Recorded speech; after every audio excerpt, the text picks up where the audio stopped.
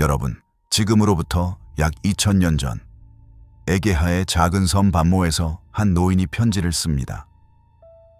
그 노인의 이름은 요한. 한때 예수님 곁에서 먹고 자고 걷던 제자. 지금은 황제 도미티아누스의 명령으로 이 외딴 섬에 유배된 늙은 죄수. 그런데 이 노인에게 누군가 나타납니다. 네가 본 것과 지금 있는 일과 장차 될 일을 기록하라. 그리고 그가 쓴 첫 번째 내용은 천국의 신비도 짐승의 표도 아닙니다. 바로 7교회에게 보내는 편지입니다. 에베소, 서머나, 버가모, 두아디라, 사데, 빌라델비아, 라오디게아. 소아시아의 7도시에 있던 7교회. 오늘 저는 이 질문을 드리고 싶습니다. 2000년 전에 쓰인 이 편지가 지금 우리 교회에게 그리고 우리에게 무슨 말을 하고 있을까요? 요한계시록 2장부터 3장에는 7교회에게 보내는 편지가 담겨 있습니다. 그런데 이 편지들에는 흥미로운 공통 구조가 있어요. 첫째, 발신인 소개입니다. 각 편지는 이것을 쓰라는 명령으로 시작하면서 예수님이 자신을 특별한 방식으로 소개하십니다. 에베소에는 오른손에 7별을 붙잡고 7금 촛대 사이를 거니시는 이로 나타나시고, 서머네는 처음이요 마지막이요 죽었다가 살아나신 이로 나타나십니다. 이 자기소개는 우연이 아닙니다. 각 교회가 처한 상황에 가장 필요한 예수님의 모습이 제시되는 거예요. 둘째, 칭찬입니다. 대부분의 교회에서 예수님은 먼저 칭찬하십니다. 내가 네 행위를 아노니. 이게 중요한 겁니다. 주님은 교회의 현실을 다 알고 계십니다. 좋은 것도 나쁜 것도. 셋째, 책망입니다.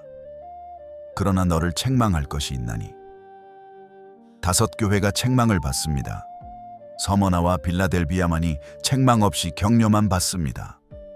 넷째, 권고와 명령입니다. 회개하라, 굳게 잡으라, 이기라. 5째, 약속입니다. 이기는 자에게는. 각 편지는 놀라운 약속으로 끝납니다. 생명나무 열매, 둘째 사망의 해를 받지 않음, 새 이름, 흰옷, 보좌에 함께 앉음. 그리고 반복되는 이 한마디, 귀 있는 자는 성령이 교회들에게 하시는 말씀을 들을지어다. 이 편지는 단지 2000년 전 교회의 이야기가 아닙니다. 성령께서 지금도 오늘도 교회에게 하시는 아주 강력한 말씀입니다. 자, 그러면 이제 하나씩 살펴보겠는데요. 7교회를 한 영상에 담기에는 너무 큰 분량이라 상황에 따라 2-3개의 영상으로 나눠서 담도록 하겠습니다. 첫 번째 편지는 에베소 교회입니다. 첫사랑을 회복하라. 에베소. 오늘날 터키의 서쪽 해안, 셀추크 근처에 있던 이 도시는 당시 소아시아에서 가장 큰 항구 도시였습니다. 인구 25만 명, 아르테미스 여신의 신전이 있던 곳, 사도 바울이 3년간 사역했던 곳, 사도 요한 자신도 오래 머물렀던 곳. 에베소 교회는 말하자면 초대교회의 대표 선수 같은 교회였습니다. 주님은 이 교회를 이렇게 칭찬하십니다. 내가 내 행위와 수고와 내 인내를 알고 또 악한 자들을 용납하지 아니한 것과 자칭 사도라 하되 아닌 자들을 시험하여 그의 거짓된 것을 네가 드러낸 것과 또 네가 참고 내 이름을 위하여 견디고 게으르지 아니한 것을 아노라. 대단하지 않습니까? 수고했고 인내했고 이단을 가려냈고 게으르지 않았습니다. 어떤 면에서는 건강하고 모범적인 교회처럼 보입니다. 그런데 그러나가 나옵니다. 그러나 너를 책망할 것이 있나니 너의 처음 사랑을 버렸느니라. 처음 사랑을 버렸다. 이 말이 얼마나 무거운지 느껴지시나요? 신학적으로 정확하고 교리적으로 건강하고 이단을 잘 분별하는 교회. 그런데 사랑이 없습니다. 처음에 예수님을 만났을 때의 그 뜨거움, 그 눈물, 그 감격, 그 헌신이 사라졌습니다. 성경학자 윌리엄 바클레이는 이렇게 말했습니다. 의무감으로 하는 봉사는 사랑으로 하는 봉사와 근본적으로 다르다고. 에베소 교회는 봉사는 하고 있었습니다. 그런데 그게 사랑에서 나오는 봉사인지 습관이 된 종교적 활동인지가 문제였습니다. 주님의 명령은 명확합니다. 그러므로 어디서 떨어졌는지를 생각하고 회개하여 처음 행위를 가지라. 세 가지입니다. 기억하라, 회개하라, 처음 행위를 하라. 여러분, 오늘 우리 자신에게 물어봐야 합니다. 나는 지금 사랑 때문에 예배하고 있는가? 아니면 습관 때문에 예배하고 있는가? 나는 지금 감사 때문에 헌금하는가? 아니면 의무감 때문에 헌금하는가? 나는 주님을 사랑하는가? 아니면 그냥 교회 다니는 사람인가? 에베소 교회에 대한 약속은 이렇습니다. 이기는 그에게는 내가 하나님의 낙원에 있는 생명나무의 열매를 주어 먹게 하리라. 첫사랑을 회복하는 자에게 생명이 약속됩니다. 두 번째 편지로 서머나 교회가 등장합니다. 서머나 교회에 보낸 편지의 메시지는 두려워하지 말라입니다. 서머나. 오늘날 이즈미르. 에베소에서 북쪽으로 약 56km 떨어진 도시입니다.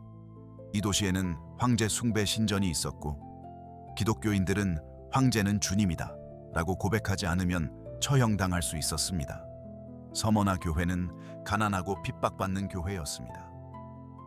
그런데 놀랍게도 주님은 이 교회에 책망이 없습니다. 오직 위로와 격려뿐입니다.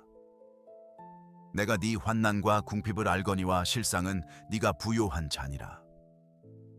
눈에 보이는 가난과 핍박 뒤에 눈에 보이지 않는 영적인 부요함이 있다는 것입니다.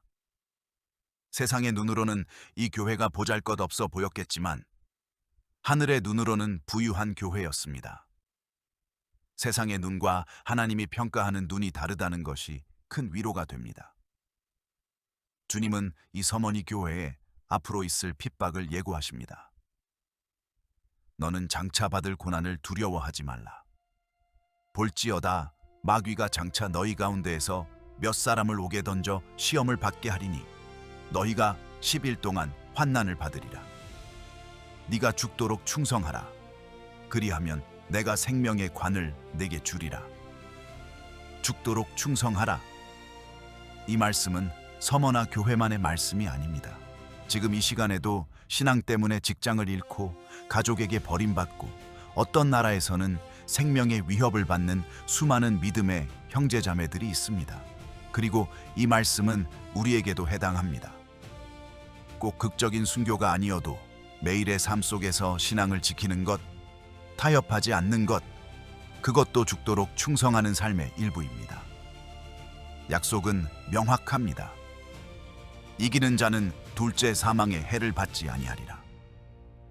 첫째 사망은 육체의 죽음입니다. 둘째 사망은 불못 영원한 분리입니다.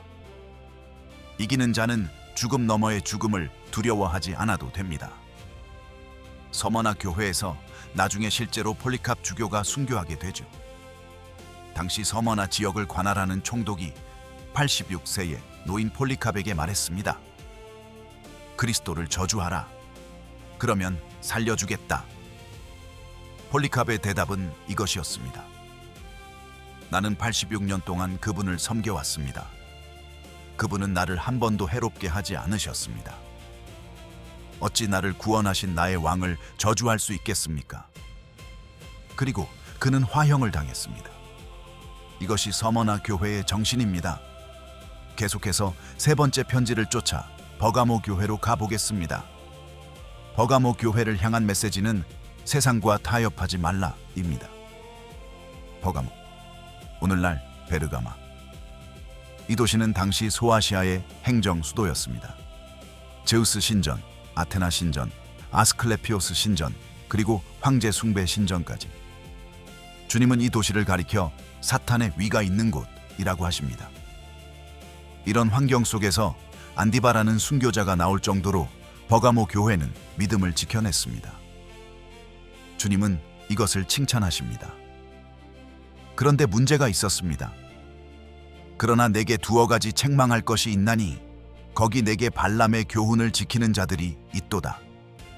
발람의 교훈. 발람은 구약에 나오는 이방 선지자입니다. 모압 왕 발락의 부탁으로 이스라엘을 저주하려 했지만 하나님이 막으셨습니다. 그래서 발람은 다른 방법을 씁니다. 이스라엘 백성을 이방 여인들과 어울리게 하여 우상 숭배와 음행에 빠지게 했습니다.